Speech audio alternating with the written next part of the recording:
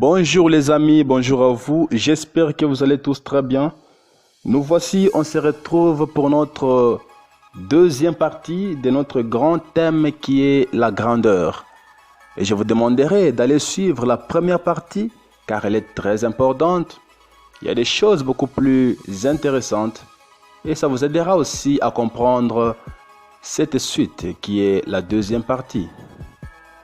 En fait, on était en train de développer nos 3 points qui sont la confiance en soi, reconnaître ses limites, ainsi que la particularité. Le premier point qui est la confiance en soi avait pu être développé dans la première partie. Et là, j'ai essayé de démontrer que la confiance en soi n'est pas égale à l'orgueil. Que la confiance en soi et l'orgueil sont deux choses qui sont contrairement opposées. Permettez ce pléonasme. Et aujourd'hui, on va passer aux 2 points restants. C'est d'ailleurs les 2 points qui vont constituer notre deuxième partie. Sans beaucoup plus tarder, on va passer au deuxième point qui est reconnaître ses limites. Tout d'abord, vous devez savoir que l'essentiel dans la vie n'est pas de tout faire, mais de bien faire ce que tu peux faire. Il y a le pouvoir ou la capacité. Mais une chose que nous devons savoir, c'est que cette capacité a des limites.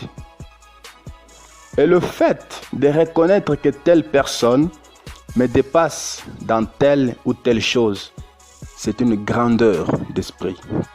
Pourquoi? Parce qu'on reconnaît ses limites. Mais tu peux dire que tu peux agir au-delà de tes limites, que tu peux agir au-delà de tes capacités. Oui, c'est possible. Mais moi, je te dirais que pour savoir que tu es au-delà de la frontière, tu devrais commencer par savoir d'abord où se situe la frontière. Il n'y a pas de honte à reconnaître ton ignorance dans un domaine X, puisqu'il y a forcément certains domaines dans lesquels tu es fort.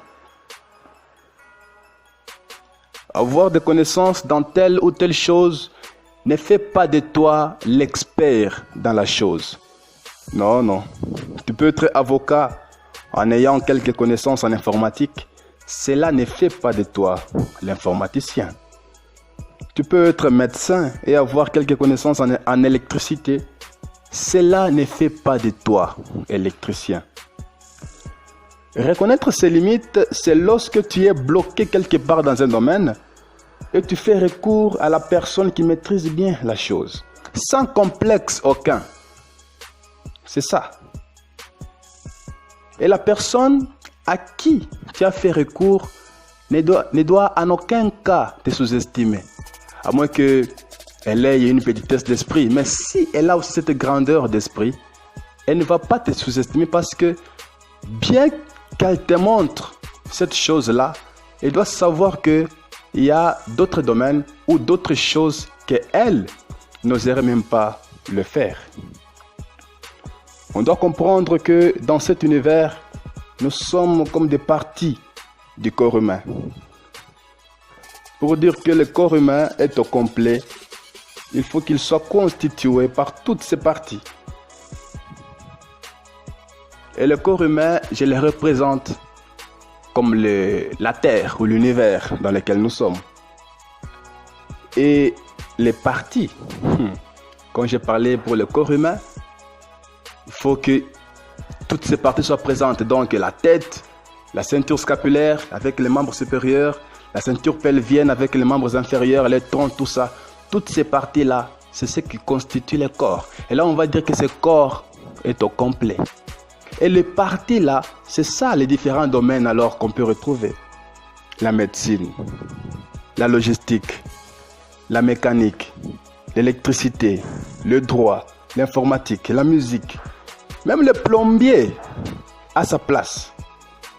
Comprendre que nous vivons dans la complémentarité. C'est une chose excellente. La grandeur d'esprit. Troisième point, c'est la particularité. Vous devez savoir que les seuls êtres qui devraient être identiques sur Terre, ce sont les vrais jumeaux. Pourquoi? Parce que c'est un même œuf qui se divise en deux. Après, bien sûr, la fusion de la cellule sexuelle masculine avec celle des cellules sexuelles féminines. Mais au lieu de ça, ils ne sont pas identiques. Il y a toujours une chose qui fait la particularité de l'autre. Ça s'appelle la loi de l'unicité. Toute personne est unique dans ce monde. S'il y a une chose que tu ne réussiras jamais à faire, c'est être une autre personne. Puisque toute personne est particulière, il faut que nos agissements soient aussi particuliers. C'est distinguer dans tes agissements, tout en ne cherchant pas vouloir agir comme tout le monde, parce que tu n'es pas tout le monde. En voulant faire comme tout le monde, tu vas finir par te perdre. Parce que tu as voulu suivre la foule, tu vas finir par être confondu, alors que tu peux bien faire en étant toi-même. C'est ça la grandeur d'esprit.